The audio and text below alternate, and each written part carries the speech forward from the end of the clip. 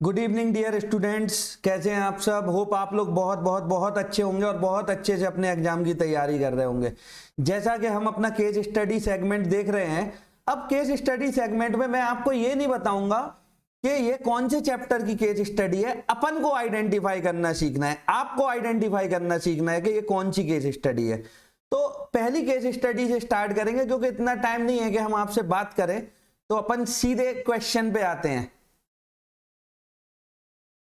चलो, अब ये देखिए, यहां हमने आपको क्या बोला था, आपको सीधे कॉन्क्लूजन पे जंप करना है। आपको क्या करना है बेटा, कॉन्क्लूजन पे जंप करना है। देखो यहां पे क्या है, जब लंबी कहानी दी जाए ना, तो हमें कहानी पढ़नी नहीं है ना सुननी है। कहानी पढ़ना और सुनाना बेकार बात होती है, क्योंकि सिर्फ अपनी पढ़ाई पे ध्यान देना है तो नहीं, लेकिन आपको ये कॉन्क्लूजन पढ़ने के बाद तो पढ़ना ही पड़ेगा पूरा।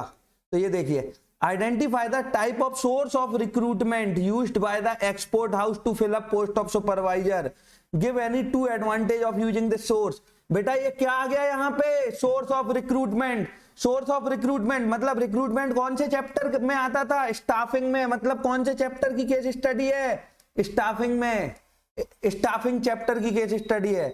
अगला क्वेश्चन है, identify the type of financial incentive offered to Neeraj. मतलब कहने का मतलब क्या है, ये इंसेंटिव है, और इंसेंटिव कौन से चैप्टर में आता था, डायरेक्टिंग में। तो सर ऐसा कोई जरूरी नहीं है, कहीं नहीं लिखा किसी किताब में। अगर स्टाफिंग की है तो उसमें डायरेक्टिंग की नहीं हो सकती।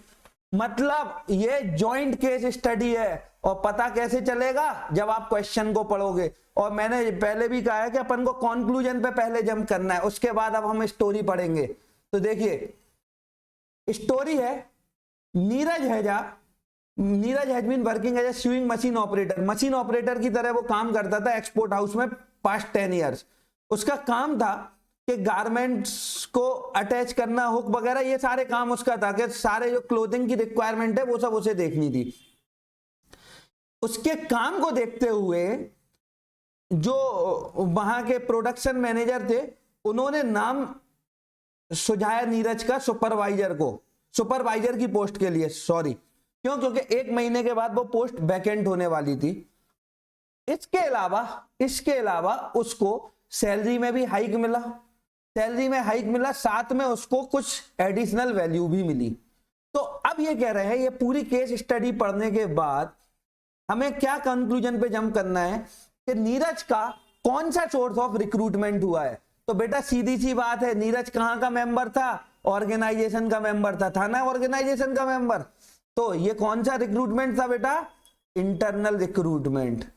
कौन सा रिक्रूटमेंट था, इंटरनल। और इसके क्या एडवांटेजेस हैं, देखो पहला एडवांटेज है इसका, एम्प्लॉय आर मोटिवेटेड। बेटा उसको देख के कंपनी के और एम्प्लॉय भी मोटिवेटेड होंगे अपनी परफॉर्मेंस को इंप्रूव करने के लिए। और internal source of recruitment placement का लंबा चौड़ा प्रोसीजर बिल्कुल से ही खत्म कर देता है। सिंपल होता है, लेस टाइम टेकिंग होता है, लेस कॉस्ट कंज्यूमिंग होता है। ये तो हो गए एडवांटेज की बात। अब आ जाओ डायरेक्टिंग पे। सर यहाँ पे उसको इंसेंटिव मिला, तो इंसेंटिव क्या मिला, सर इंसेंटिव पहला तो उसे मिला था फाइनेंशियल इंसेंटिव। सबसे पहले हमें क्या जानना है, उसको फाइनेंशियल इंसेंटिव मिला। किस फॉर्म में मिला, पे एंड अलाउंसेस में। क्यों, क्योंकि उसकी सैलरी हाइक हो गई। फिर उसके बाद परक्विजिट क्या होते हैं बेटा, परक्विजिट होता है सैलरी इन काइंड। तो सैलरी इन काइंड में उसको क्या मिला, medical aid and education to his 2 children. तो हमें बस सिंपल सी बात है, हमें क्वेश्चन का मतलब समझना है। और हम अगर पूरी स्टोरी पढ़ेंगे ना तो हम कंफ्यूज हो जाएंगे। तो आप पहले कंक्लूजन पे जंप करिए। आ जाओ नेक्स्ट केस स्टडी पे। अब ये छोटा सा है, लेकिन इसमें भी पहले अपन कंक्लूजन पे ही ध्यान देंगे, ठीक है। तो in the light of above case define the term motivation. Sir motivation क्या होता है, basically motivation is a process to stimulate employ to achieve desire target, to achieve desired target, ठीक है ना। अगला जो है, कौन सा मेजर है, what are measurement to use motivate employ. मतलब ऐसे कौन से 2 मेजर हैं जो यूज होते हैं एम्प्लॉय को मोटिवेट करने के लिए। वो होता है इंसेंटिव, इंसेंटिव दो तरीके का होता है, फाइनेंशियल और नॉन फाइनेंशियल। और उसके बाद लास्ट हमारा यहां पे देखिए, identify the type of financial incentive being offered to Priyank. अब इसके लिए आपको क्वेश्चन पढ़ना पड़ेगा। देखो दो क्वेश्चन में तो आपको क्वेश्चन भी नहीं पढ़ना पड़ा, सीधे आंसर लिख दिया। सिर्फ तीसरे पॉइंट के लिए आपको क्वेश्चन पढ़ना पड़ेगा। तो हम क्वेश्चन पढ़ेंगे। Priyank work as banquet manager in a hotel. He feels highly motivated at his job because work that is assigned to him frequently involve variety of challenges. He is given more autonomy and responsibility. मतलब उसको challenge भी दिए जा रहे हैं, बराबर authority और responsibility भी दी जा रही है। इससे उसको काम करने में बहुत एंजॉयमेंट हो रहा है। तो मतलब उसको इंसेंटिव दिया जा रहा है। कौन सा इंसेंटिव है यहाँ पे कहीं सैलरी इंक्रीज का लिखा क्या? नहीं लिखा। यहाँ पे क्या है, उसको नॉन फाइनेंशियल इंसेंटिव मिल रहा है। और उसमें भी कौन सा इंसेंटिव मिल रहा है? Job enrichment. क्यों? क्योंकि उसको इतने चैलेंज दिए जा रहे हैं कि उसको काम करने में मजा आ रहा है, वो काम छोड़ने के बारे में नहीं सोचेगा। और हमारी लास्ट केस स्टडी है बेटा।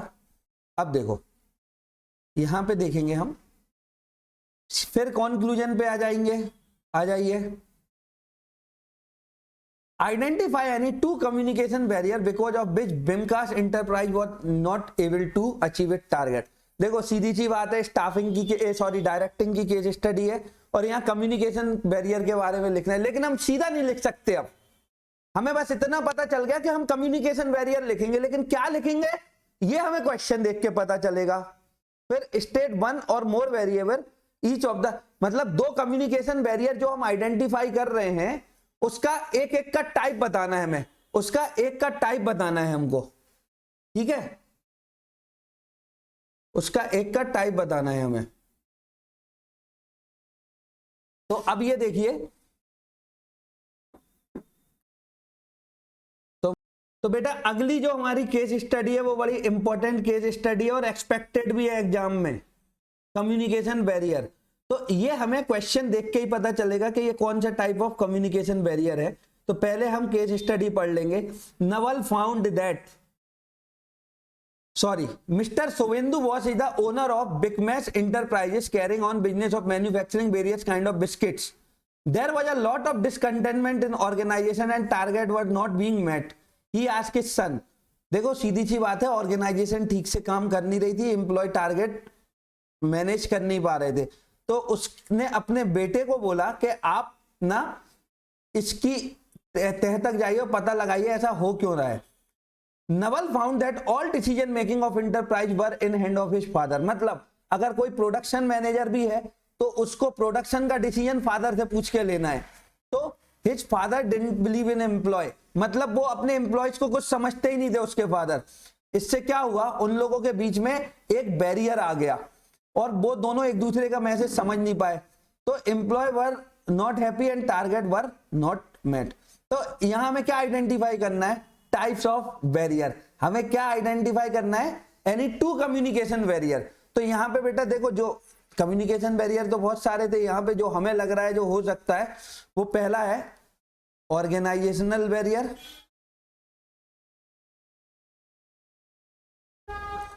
और अगला जो उसके बाद हो सकता है वो हो सकता है या तो साइकोलॉजिकल भी हो सकता है या पर्सनल भी। ठीक है, अब ऑर्गेनाइजेशनल बैरियर क्यों होगा बेटा? क्योंकि यहां पे एक हियरार्की स्टैब्लिश है। एम्प्लॉय बात नहीं करना चाह रहे अपने एम्प्लॉयर से, बात आ रही समझ में? और state any one more psychological, personal भी हो सकता था। उसके अलावा अब ये कह रहे हैं इसके टाइप बताओ, आप इसके टाइप बताओ। तो ऑर्गेनाइजेशनल बैरियर में क्या होगा? ऑर्गेनाइजेशनल बैरियर में होगा पहला